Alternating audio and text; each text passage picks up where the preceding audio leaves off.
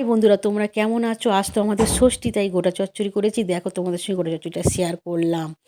তারপরে সমস্ত সবজি আমি নিজে হাতে কেটে, সমস্ত সবজি ধুয়ে সব আমি রেখেছি।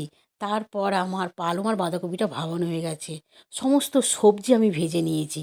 তারপর গোটা জিরে, পাঁচফোড়ন, তেজপাতা দিয়ে দিলাম। এবার একটু নাড়াচাড়া করে নিলাম। তারপর নাড়াচাড়া করার পরে আদা বাটা আর জিরে বাটার পেস্টটা দিয়ে দিলাম, হলুদ দিলাম, তারপর কাশ্মীরি লঙ্কা দিলাম, তারপর লবণ দিলাম। এইভাবে নাড়াচাড়া নাড়াচাড়া নাড়াচাড়া করে সেই বাঁধাকপি পালংটা ভাবানো ছিল দিয়ে দিলাম।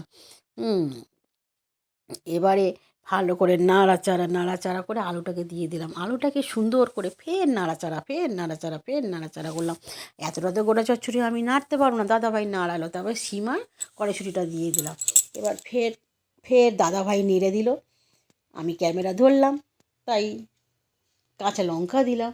এইভাবে গোটা চচ্চড়িটা করা শুরু করলাম। গোটা চচ্চড়ি মানেই সমস্ত গোটা গোটা সব দিতে হয়। জিরের গুঁড়ো দিলাম, তারপর ধনের গুঁড়ো দিলাম, লবণ দিলাম। এইভাবে নাড়াচাড়া নাড়াচাড়া করার পরে সুন্দর করে পারফেক্টভাবে নাড়াচাড়া হচ্ছে। তারপর চিনি দিয়ে দিলাম।